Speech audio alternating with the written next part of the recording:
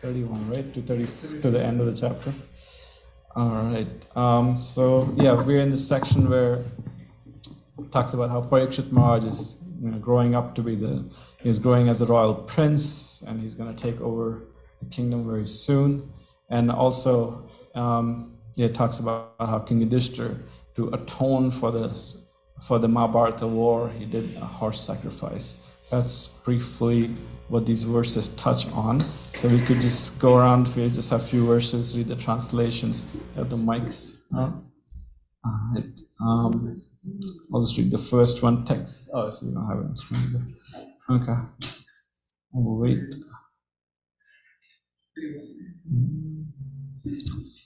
As the moon in its waxing fortnight develops day after day, so the royal prince Parikshit very soon developed luxuriantly under the care and full facilities of his guardian grandfathers. Just at this time, King Yudhishthira was considering performing a horse sacrifice to get freed from sins incurred from fighting with king's men, but he became anxious to get some wealth, where there were no surplus funds outside of fines and tax collection. Understanding the hearty wishes of the king, his brother advised by the infallible Lord Krishna, collected sufficient riches from the north left by King. By those riches, the king could procure the ingredients for 3 horse sacrifices. Thus, the pious King Yudhishthira, who was very fearful after the battle of Kurukshetra, pleased Lord Hari, the personality of Godhead.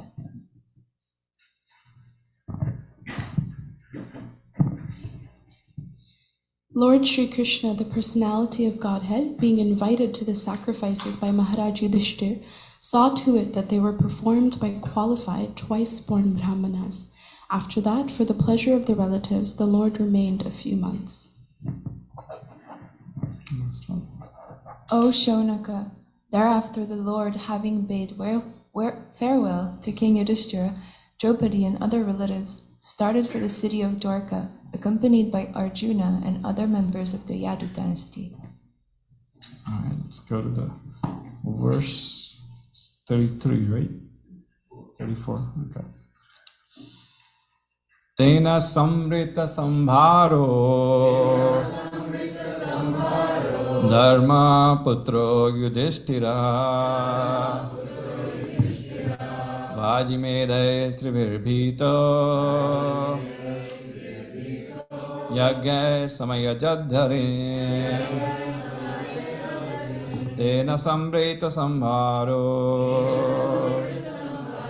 dharma putro yudhishthira vajimedai sribhirbhito yagya samayajadharim tena samrita sambharo dharma putro yudhishthira vajimedai sribhirbhito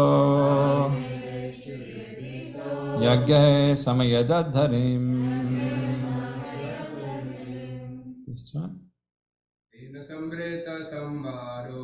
Pena samrita sambharo dharma putra yudhishthira vajimedai sribhirbhito yagya samayajadharim. Tena samrita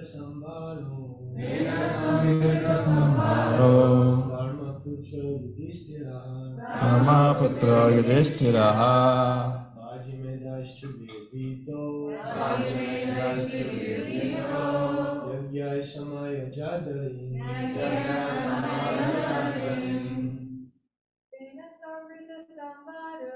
Tena samrita sambharo dharma putra yudhishthira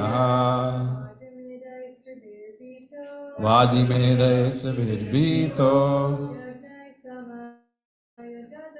yagya samayajadharim.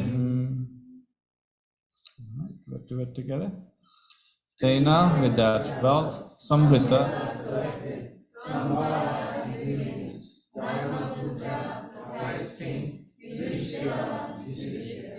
Raja Megha, by your sacrifices, the duty 3 times, Ika, Yajna sacrifices. Samayajat, perfectly worship. Harin, personality. Let's see the translation together. By those riches, the king could procure the ingredients for 3 sacrifices. Thus, the pious King Yudhishthir, who was very fearful after the battle of Kurukshetra, pleased Lord Hari, the personality of God, purport by His Divine Grace, A.C. Bhaktivedanta Swami Srila Prabhupada. It's a long purport, so we can read some few sections and keep discussing. Maharaj Yudhishthir was the ideal and celebrated pious king of the world, and still he was greatly afraid after the execution of the battle of Kurukshetra because of the mass killing in the fight, all of which was done only to install him on the throne.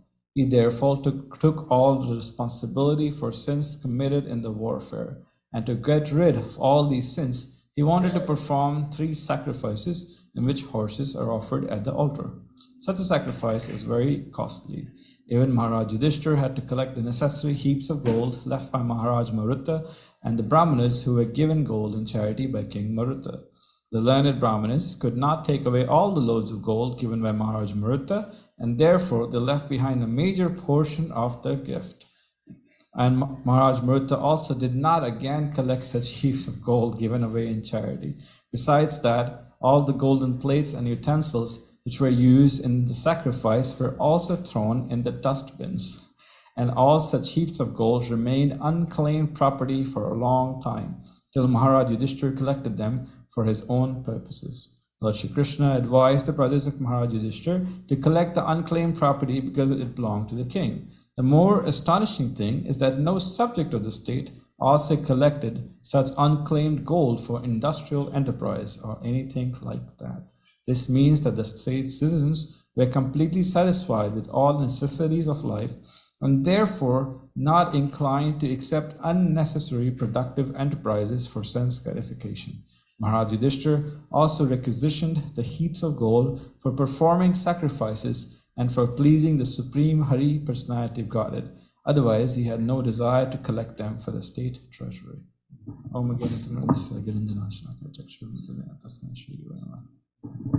So, my father was posted in this one state, actually our state, Bihar, and there's a place called Rajgir, which means it could mean many things. It means where the mountains where the kings rule, or the king of mountains, Rajgir.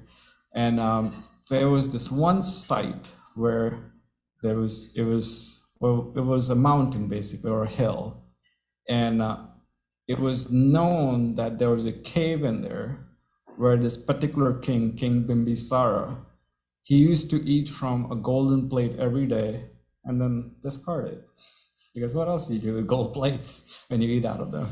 So he would discard it, and his minions would put it in the cave. They just leave it there, and over time it collected, and then they sealed the cave. And for years, from King Bimbisara, was there a long time ago, and for basically hundreds of years or thousands of years, when the cave was closed until the British showed up. And they heard the story that this cave, this mountain has these gold plates inside. And so they were like, well, we got to dig it out. So they tried, but the cave was sealed really shut and tightly.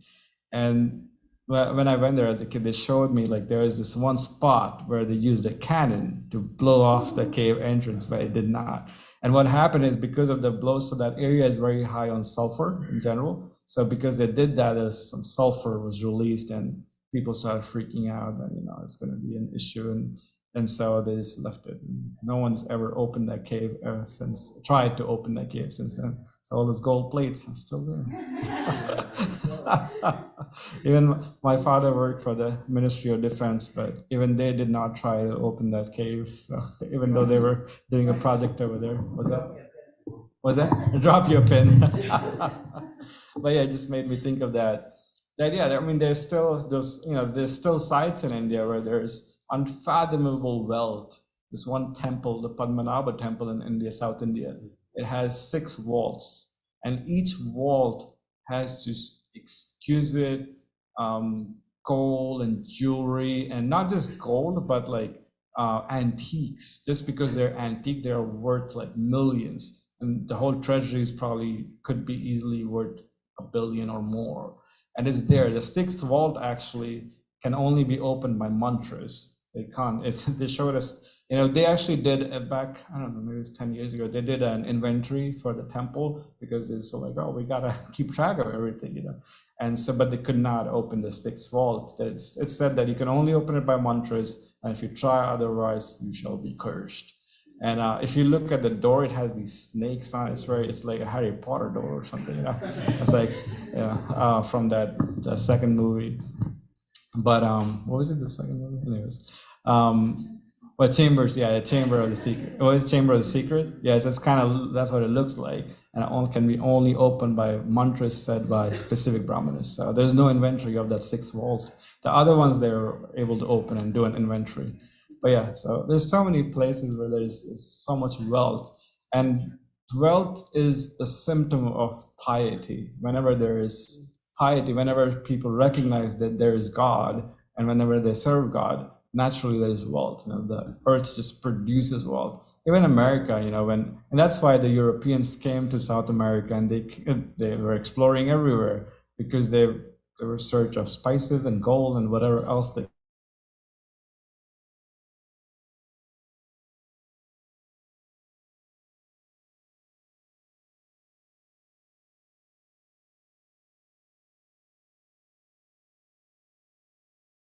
years. The Native Americans, when I was traveling in California, I would read, there was places where they would have these signs about Native Americans and how they just lived off the land and they had abundance of wealth, and that gold was sitting there for thousands of years till the Europeans showed up.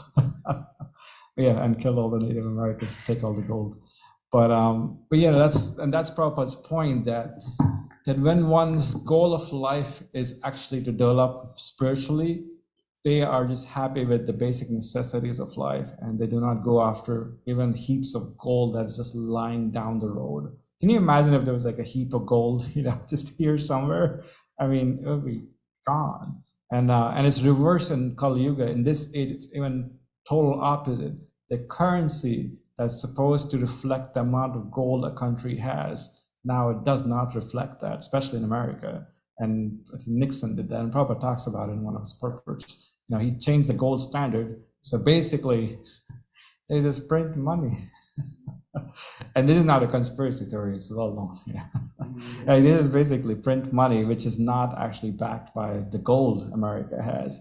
So in one sense, it's a very artificial standard. So it's the opposite. There's this gold lying that people won't take it, but now in this age, people just print worthless currency, but just so that there can be more consumption. But yeah, that's the thing. That's the antithesis of spiritual life. That spiritual life means less and less material consumption and more spiritual consumption, and material life means more and more material consumption and the least amount of spiritual consumption we can have. Because what fun is that? The spiritual life. What is that even? And so yeah, Prabhupada making this point that this gold was just lying around and nobody really bothered about it. And so at this point, and when did they bother? They bothered when it was actually needed for sacrifices. And that's when, Prabhupada had that mood too, that he's like, give me millions of dollars and I will spend it in one day, I'll come back with another barrel, because his mood was, give me resources and I'll use it in Krishna's service. So that's the right mood of the devotees, that I'll take, we'll be greedy for Krishna, I'll take as much money and resources we can. And so yeah, going back to Maharaj Parikshit. So the wars ended a while ago, and Maharaj is still kind of grieving. Of course, I believe he's already talked to Bhishma Dev, right? Yeah, he already talked to Bhishma Dev, and he already gave him, a lot of solace. And but still, he wants to atone for the sins, and that's another great sign of leadership, actually. That firstly, you don't just levy taxes on people for increasing the big, huge administration up top, but you actually do it for sacrifice, for yajna, for the welfare of the people. That's when you really levy. That's the main purpose of levying taxes. And so he's collecting all this gold for that. So that's the first thing. And the second thing is that Maharaj Yudhishthira takes a lot of responsibility. And if there was anybody in his shoes, he could come up with so many reasons why it was not his fault. What are some reasons Maharaj Yudhishthira could have said why this war was not his fault? What do you think? He tried to negotiate. He was like, hey, I'm trying to negotiate. What else? Who else could he blame? Or, yeah. Go people. Yeah, Duryodhana, it was this guy. He was, the Dhritarashtra. You could blame his uncle, his cousins. Was that Shakuni, the uncle of the Duryodhana, that he cheated us in the dice game, and so we were not supposed to lose our kingdom in the first place, and so he could have blamed him. What else could he have blamed? Anything else? Karna, the way he treated Draupadi and so forth, and we had to take revenge, because actually, in the Bhagavad Gita, Prabhupada mentions, right, what are the few of the reasons why one can attack an enemy? One is, what was that? Burning house, protect one's wife.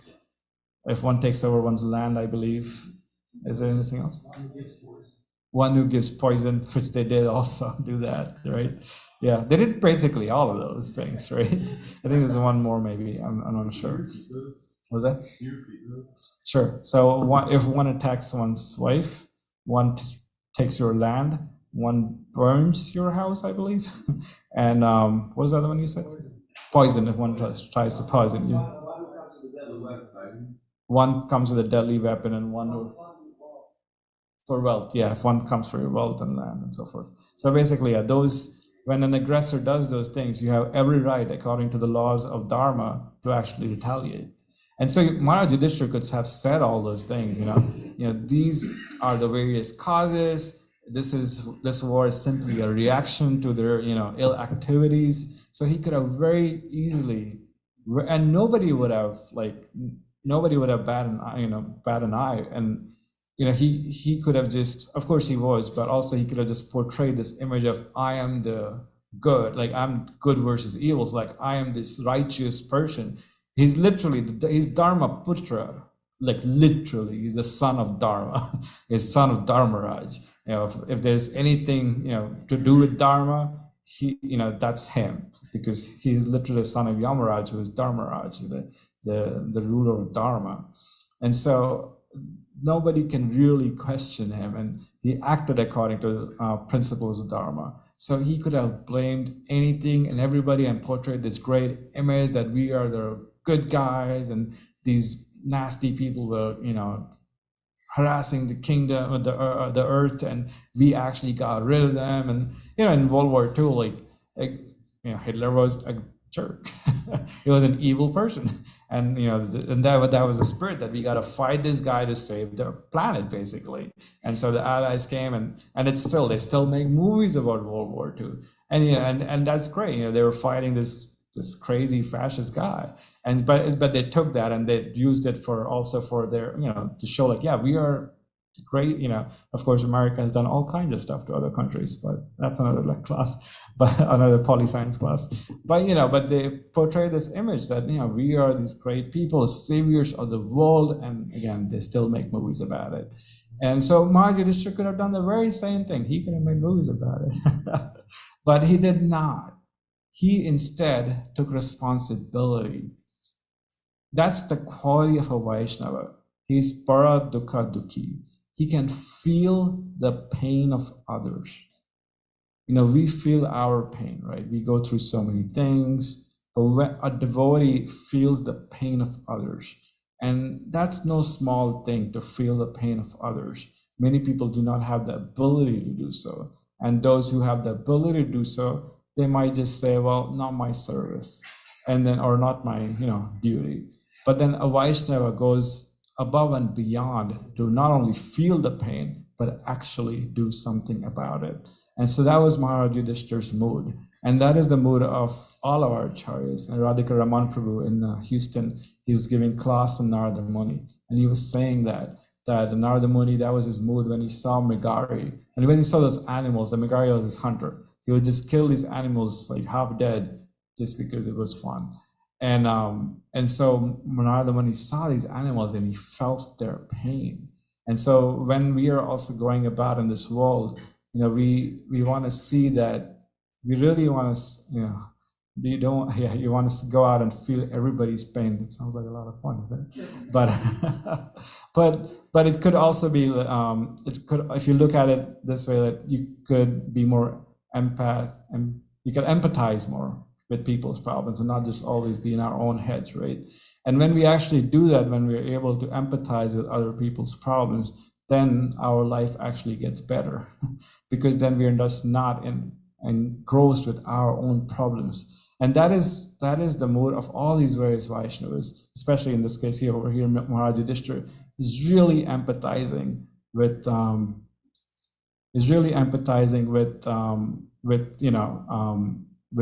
the war, and that these millions of people were actually killed and so forth. And so at this point, he's taking responsibility. And with any leader in any age, they almost never take responsibility. What happened when in 2020, well, the election is rigged, or it's just, no, it can't be. It was so funny, when Trump's votes were up, like, oh, we're winning, and when votes went down, like, oh, they're cheating, So that's is the prime example of somebody who does not want to take any responsibility. And of course, there's so many leaders in every country. There are so many leaders who act like that. They blame everything and everybody but themselves for whatever's going wrong. But a true leader, according to Vedic standards, that leader, the king, takes responsibility even when it is not their doing. So with King Yudhishthira, whenever there is a war or pestilence or whatever else is going wrong with the country, they actually take responsibility that this is my fault, or this is I'm responsible. And when there was this Brahmana whose kids kept disappearing, the wife would give birth and then the kid would disappear. And so he actually went to King Ugrasena, and Ugrasena is Krishna's grandfather, right?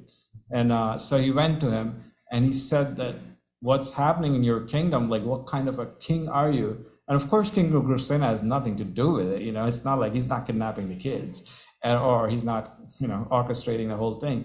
But his point, the Brahmana's point was that you are the king and this is happening in your kingdom. And so you are responsible. And so Maharaj Yudhishthira, the same thing. As the king, under his watch, millions of people died, and not necessarily because of his actions, or not because of, because he was just so greedy or whatever, but it did happen. So he took responsibility. So as leaders as well, we don't want to just keep pointing fingers, but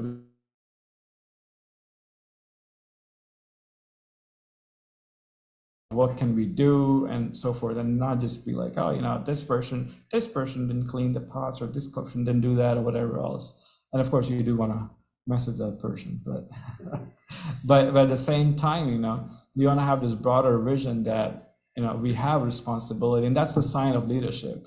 And when you're not able to take leadership, then then it's hard to actually lead people.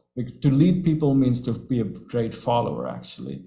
And so we see that in the line of our acharyas, that every spiritual master is a great disciple. Whenever we sing the Guru Vandana by Narottam Das Thakur, this year I was able to go to Narottam Das Thakur's Samadhi, and his spiritual master Samadhi is right there, Lokanath Goswami. So he wrote this song for his Guru, Lokanath Maharaj.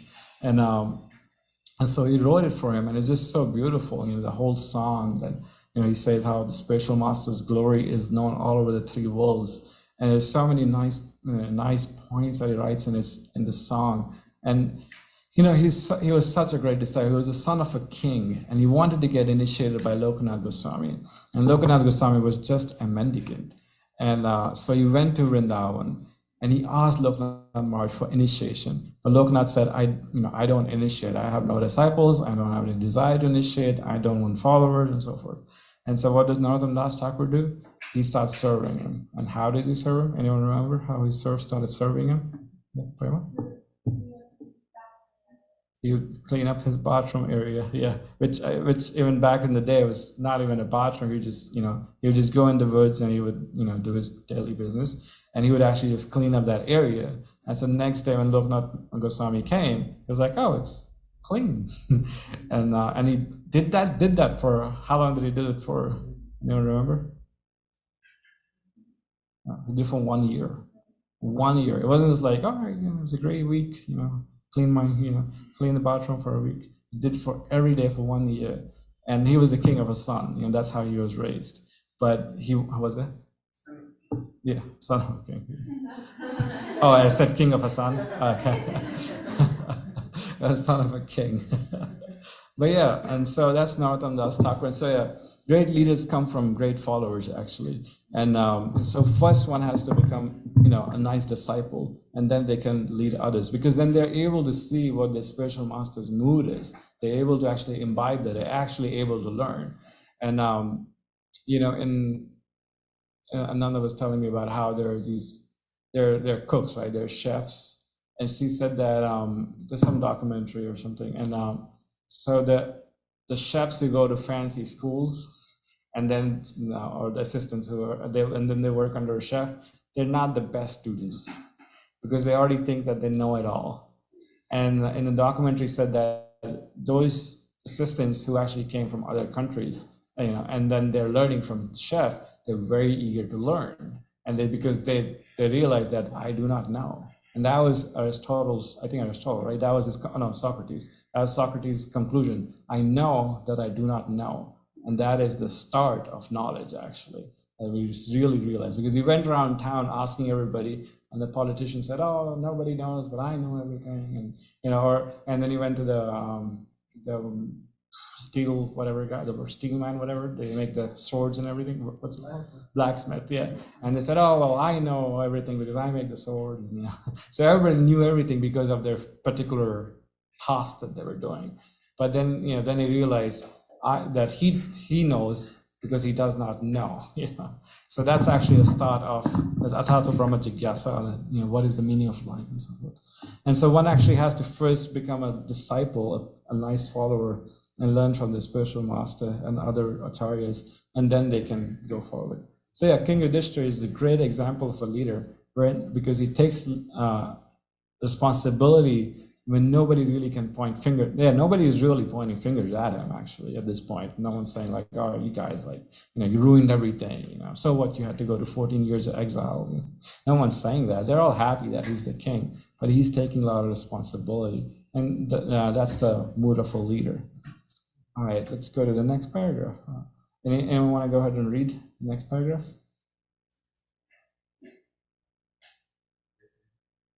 All right. One should take lessons from the acts of Maharaj Yudhisthira. He was afraid of sins committed on the battlefield, and therefore he wanted to satisfy the supreme authority. This indicates that unintentional sins are also committed in our daily occupational discharge of duties. And to counteract even such unintentional crimes, we must perform sacrifices as they are recommended in the revealed scriptures. The Lord says in Bhagavad Gita, "Yagyar tat karmano nyatra loka yam kamar bandhanaha," that one must perform sacrifices recommended in the scriptures in order to get rid of commitments of all unauthorized work, or even unintentional crimes which we are apt to commit. By doing so, one shall be freed from all kinds of sins. And those who do not do so, but work for self-interest or sense gratification, have to undergo all tribulations accrued by committed sins. Therefore, the main purpose of performing sacrifices is to satisfy the Supreme Personality, Hari. The process of performing sacrifices may be different in terms of different times, places, and persons, but the aim of such sacrifices is one and the same. And at all times, such sacrifices is one and the same at all times and in all circumstances. That is, satisfaction of the Supreme Lord Hari.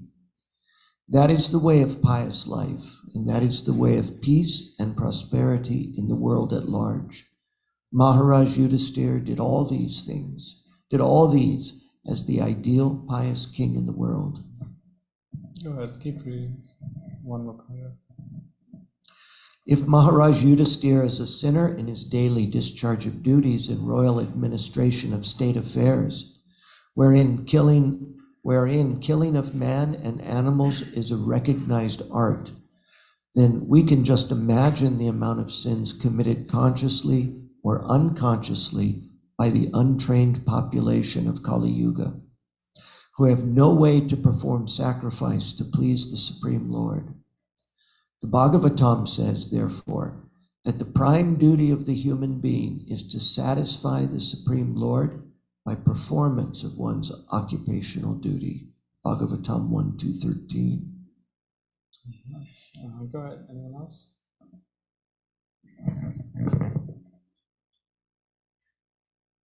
Let any man of any place or community, caste, or creed be engaged in any sort of occupational duty, but he must agree to perform sacrifices as it is recommended in the scriptures for the particular place, time, and person. In the Vedic literatures, it is recommended that in Kali Yuga, people engage in glorifying the Lord by chanting the holy name of the Lord, Kirtanadeva Krishnasya Mukta Sangha Param Virjet, without offense. By doing so, one can be freed from all sins and thus attain the highest perfection of life by returning home, back to Godhead. We have already discussed this more than once in this great literature in different places, especially in the introductory portion by sketching the life of Lord Sri Chaitanya Mahaprabhu. And still we're repeating the same with a view to bring about peace and prosperity in society. Carry on? Mm-hmm. The Lord has declared openly in Bhagavad Gita how he becomes pleased with us, and the same process is practically demonstrated in the life and preaching work of Lord Sri Chaitanya Mahaprabhu. The perfect process of performing yajnas, or sacrifice, to please the Supreme Lord Hari, the personality of Godhead, who gets us free from all miseries of existence, is to follow the ways of Lord Sri Chaitanya Mahaprabhu in this dark age of quarrel and dissension. Maharaj Yudhisthira had to collect heaps of gold to secure the paraphernalia for the horse sacrifice yajnas in days of sufficiency. So we can hardly think of such performance of yajnas in these days of insufficiency and complete scarcity of gold. At the present moment, we have heaps of papers and promises of their being converted into gold by economic development of modern civilization. And still there's no possibility of spending riches like Maharaj Yudhisthira, either individually or collectively, or by state patronization. Just suitable, therefore, for the age is the method recommended by Lord Sri Chaitanya Mahaprabhu in terms of the Shastra. Such a method requires no expenditure at all, and yet can award more benefit than other expensive methods of yajna performances. So yeah, every age has its sacrifice, right? And actually not just every age, but really everybody at any point in time that makes sacrifices. Even a normal human being sacrifices time and energy and wealth to get some education, and then they get a job, and then they spend even more time and energy on that job, so that from that sacrifice they can get some wealth, and then they can enjoy. So even for basic enjoyment, one needs to sacrifice something. There's no way that one can actually live without sacrificing anything. If they'll live without sacrificing anything, they'll probably die, because you have to sacrifice even some energy to get some food, and there's no possible way to do it. And so the topmost sacrifice is actually to sacrifice our time and energy for Krishna, and then Krishna provides all the resources.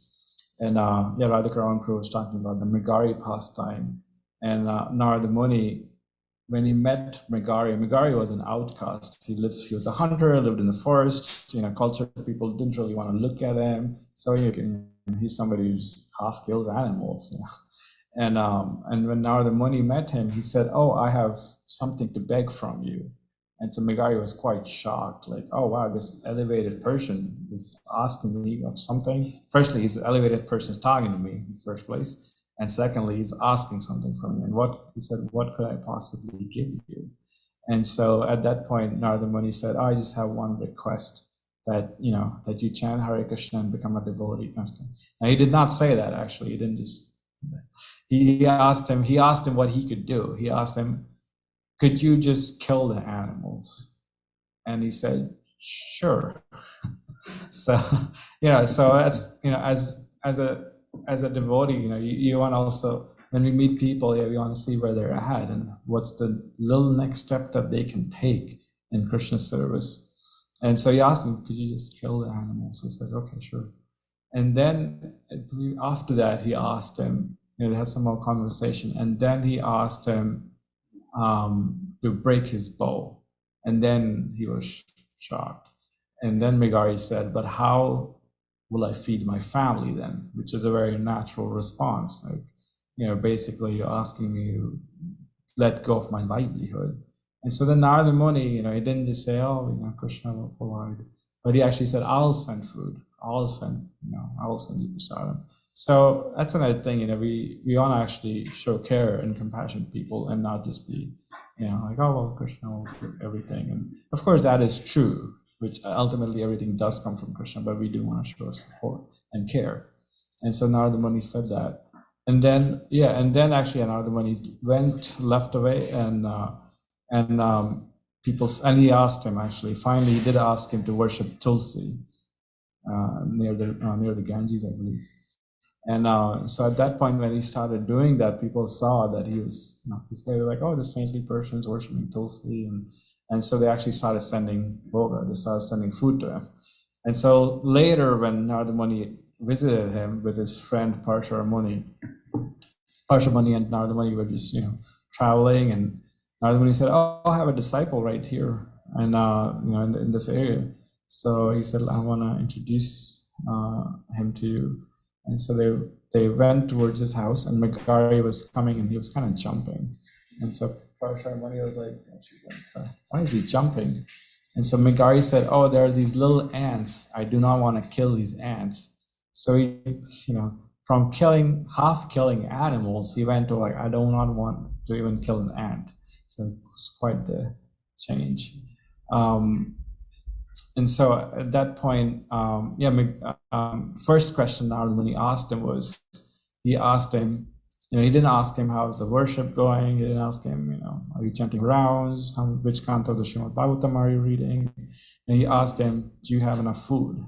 So that was, and he said, "Guru Maharaj, please stop sending food. I have way too much." And so Radhikaran Prabhu was pointing out these things that as devotees, we should be able to show care to people and so forth. And and the sacrifice for this age is chanting Hare Krishna, glorifying Krishna, glorifying God in different ways, and specifically by kirtan, by chanting the holy names. And what's that? 12-hour kirtan. Yeah. And so for every time and age, there is a prescription, and for this age is really somehow getting people together to glorify Krishna. And that's the whole point of Krishna consciousness movement, that somehow the other, Srila Prabhupada had a vision that to engage people in glorifying Krishna, be it through kirtan, be it through studying the Srimad Bhagavatam, be it through any way else, somehow people come together and they glorify Krishna, or be it through service, or be it through cooking nice feast, prasadam, for bhoga offerings for Krishna. Any way that glorifies Krishna is actually Sankirtan. Sankirtan is very broad. It's not just, we go on the streets and chant Hare Krishna. It's not just limited to that. It really depends on our intention. And when we have that intention to glorify Krishna, then every activity we do becomes Sankirtan. Even when we do our own japa, sometimes we think, "Oh, well, japa is like, it's our own personal thing." But actually, when we do really nice, attentive japa is actually also Sankirtan, because when we're doing that, we are more attentive and we are actually able to make spiritual advancement, and we're actually able to go out and share Krishna with others. So when we are chanting good japa, we are actually making spiritual advancement. We're actually doing Sankirtan.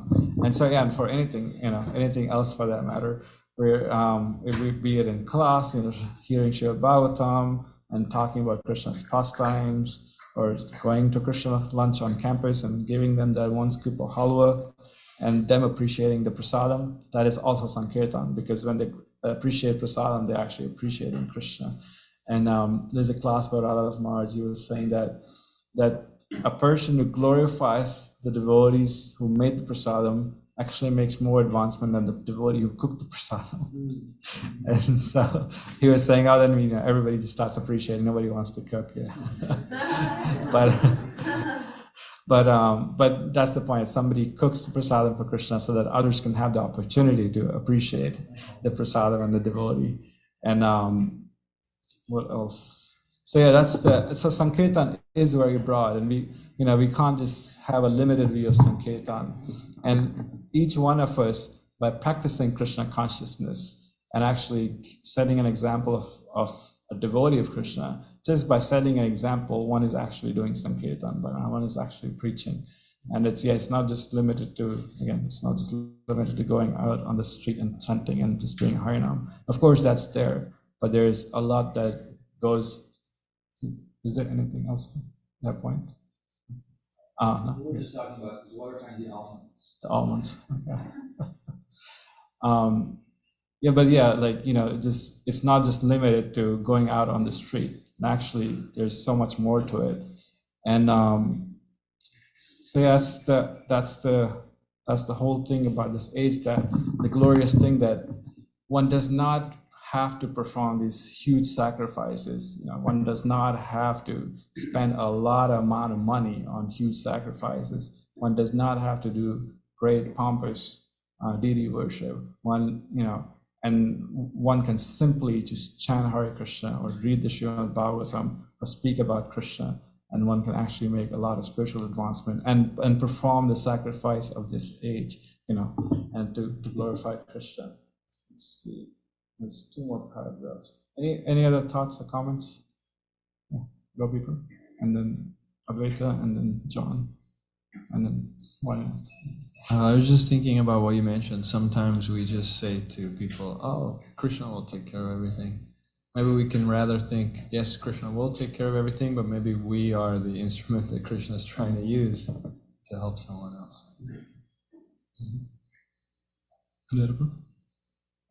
Do you want to cover the other 2 paragraphs? Got it. Oh, if I may pivot, this is about Yudhishthira and his just state of mind. One might think that he's tried his best, so why can't he let go, in a sense that Krishna will protect, because from all the reactions or whatever sins that he's thinking of. Yeah. It's almost like you see Krishna conscious enough to let go of this inebrieties, or this residue of, because we understand every action in this world is covered with some kind of fault. So not accepting, there's 2 extremes. He's going to another extreme almost that could be indicative of lack of faith, that Krishna will, yena tena prakavena. Or it's different mantra. That mantra that Pujari recites at the end of his puja. Mantrahina kriyahinam bhaktihinam janardana. Whatever shortcomings I've committed in my attempt to attend to you, my Lord, you make it full, or you complete it as a whole, and forgive any shortcomings. That's simple. Accepting the fact we're not perfect, accepting the fact that we're not Krishna, and just doing our best. Seems like it looks like he struggled with that, right? Yeah. Well, there's a few points. One thing, Krishna did arrange this so that he would go to Bhishma Dev, because Krishna could have explained everything. So that was one thing. So that's why the strong guilt is there. And it was definitely Krishna's arrangement as well that he felt so strongly about it. And sometimes when we do feel strongly about something, we want to acknowledge that and see what is Krishna trying to Krishna's pushing me in a certain direction. Like, why am I feeling so strongly about whatever it is that I'm feeling? Like, Krishna wants me to process this or go through this for some reason, I'm just talking in general terms now. But yeah, for Yudhishthira Maharaj, I could see the same thing, that, Krishna was really internally, really pushing him to think more about it and take responsibility. So he went through this whole process of hearing from Bhishma Dev. And that was, acharyas have said that was Krishna's arrangement, because he did want to glorify Bhishma Dev in the end. And he speaks these great instructions, right? And so there was that. And then second thing, in the role of a Kshatriya, that's the thing. As Kshatriyas, as great warriors, they set examples. And so one can say that he did not want to set an example where somebody could, again, wage wars and everything and call it, and just say oh, well, this was providence. Because Dhritarashtra did that, actually, oftentimes in the Mahabharata. They would, so many people, it was so tiring to hear this in the Mahabharata so many times, because so many people would come to him and be like, what are you doing? Vidura said that, Krishna said that later too. And yeah, even when Krishna said it, and there were others also, they were like, what are you doing? This is only gonna lead to war. This is way back in the Mahabharata. And he would only say one thing, it is simply providence. He'd say it's providence. And in a sense, it's true, sure. What he was saying was philosophically astute, but at the same time, he just would not take responsibility. He just would not do it. So I can see, you guys? Okay. I can see Maharaj Yudhishthira really taking responsibility to take that stand, to make that point that as great leaders, especially him as the Emperor of Earth, you have to take huge responsibility. It comes with a certain burden, I guess, when you have so much power and responsibility. So he is setting a great example for others to follow, that you can't just shirk off responsibility. I was thinking, when the pandemic came, I was thinking that this is because of the leaders. Because the leaders are sinful, that's why there's a pandemic. And it wouldn't happen if the leaders were not sinful. And that's how the system actually works. If the leader is sinful, Earth gets burdened with all these things. And so, this, and again, we don't want to go to the other extreme. We do want to see Krishna's hand in everything. Because taking too much responsibility means thinking we are the controller, we are the doer, and so forth. Right? That was your main point. And that's true. That's definitely an extreme. And I've seen people really struggle with that. And so at some point we do have to let go, which I guess Maharaj Yudhishthira eventually does. And he just had a whole process. He had to hear from Bhishma Dev, he had to do some sacrifices and so forth. And also, I guess, in that sense, set an example. But sometimes, we just have to go through a process of letting go of the idea, because our service might be there for now. There's things we are supposed to do, but, even that is temporary. The devotional service is permanent, but how we do it in this lifetime, will change, and it really is temporary. And sometimes we do get attached to that, and we do have to sometimes just let it go.